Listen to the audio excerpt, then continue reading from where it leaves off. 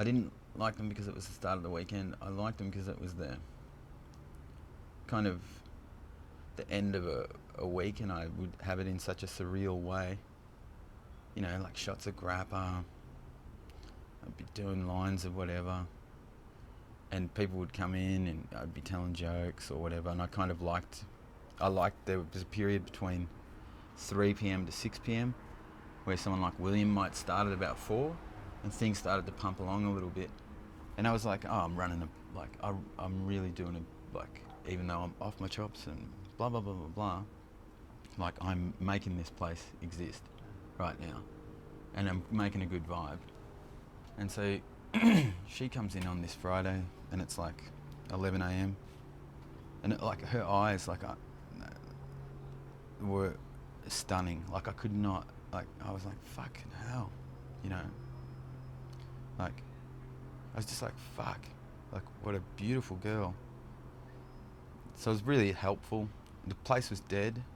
Like, it was like, you know, a couple of people from the methadone clinic. That was about it, you know. And so I got her, like, whatever she needed, sticky tape and stuff to stick things up. And we had a big chat. Like, I didn't take anything too seriously as to the way I was operating, because I wanted to be close to her. But I mean, I knew myself that when you're a bit high, you do that with someone you don't really like, you know. And I was always well aware of that. So I never put anything in that. But we were just talking, and I remember that evening, like, Phoebe and I would walk back to the, walking back along that night. And I recounted meeting this girl to Phoebe, and I was always like, I've always thought that was really poignant, because Phoebe mentioned something about, we were just talking about relationships and people trying to inquire whether you're in one or not, and stuff, and but she thought I was really, like, engaging. Yeah.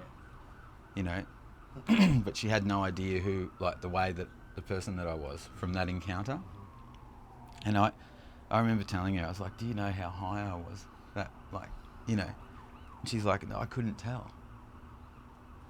And, you know, subsequently, later on in the relationship, as with all girlfriends, they can totally tell when you're high. Yeah. And, yeah. What did Phoebe say when you were walking home? We were chuckling about it. I was talking about how this girl, as soon as I said I was in a relationship, this girl kind of was agreeable to, yes, she's recently been in a relationship. Or, you know, like, basically to say, well, I'm not looking either.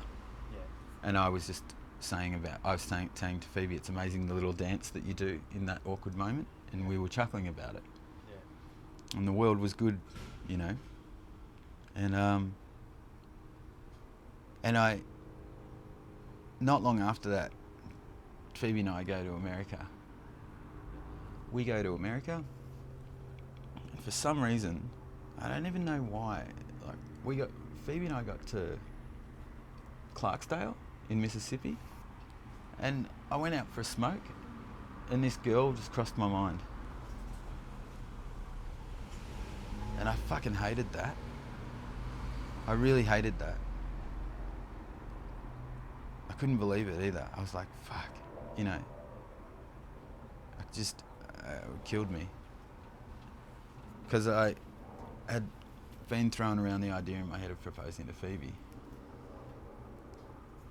And we got to Washington. And we went out and we had this absolutely fantastic night. Like, we went out for dinner, and it was just near the Washington Circle and stuff. And we just had this fucking great dinner. We had a massive laugh, we had a bunch of cocktails. It's one of those times when you just go, I wouldn't be with anyone else right now. Yeah.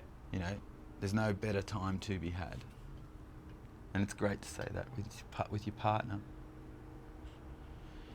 And we're coming round Washington Circle, the pedestrian setup takes forever. You know, it's like it feels like there's 8 lanes shooting off this like an octopus. So you've got 2 islands to get to before you can get to the other side. Yep. And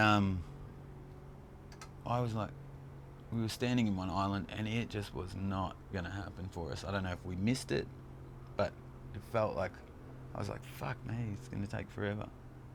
And like we were both waiting, and we were just like having a laugh about everything. And then I was just like, you know,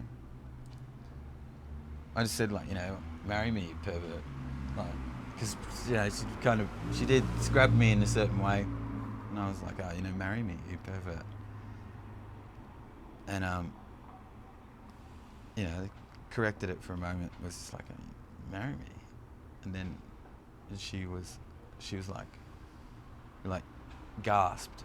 It was like, really, you know. And I repeated it and stuff, and she just like fucking like squealed, screamed, whatever you want to say. It was like it rang and stuff, and I was looking at her in that moment, just going, you know, well, this is it. This is it. You know, and it was so like, it's like fuck, nothing's open. It's like 2 a.m. maybe like 1. And so we crossed back, and underneath the hotel we were staying in, there was a bar, and it was closed.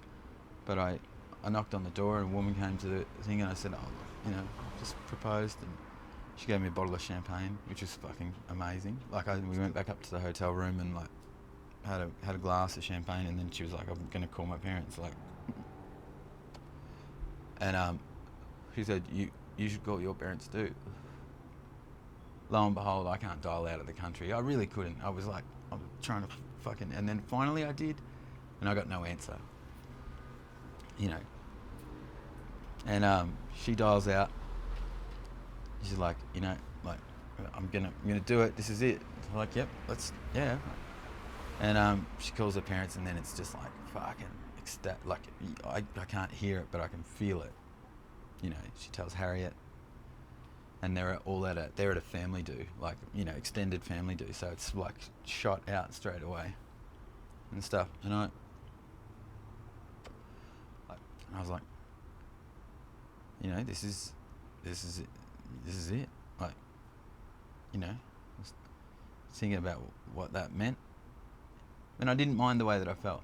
I was a little bit like shaky, but I thought, you know, it's funny when you think about what it's supposed to feel like, or what you think it's supposed to feel like. And yeah, then we headed on our way to, I had one thing in my head, like one night in New York, I went to thought about everything, didn't go to sleep, you know, and just the magnitude of it, you know, and this girl pops into my head again, and I didn't like that, but I was like, honestly, I'd kind of said to myself, there will be uncomfortable things. There is like normal for everyone. It's pretty funny. But yeah, and then we were back, and that was start of October 2012. So it was like, yeah, it was fucking on. We get back, Warwick, Phoebe's dad picks us up from the airport. He's like, you're gonna quit smoking, before he says congratulations. And I was like, fuck me. That was pretty fucking interesting.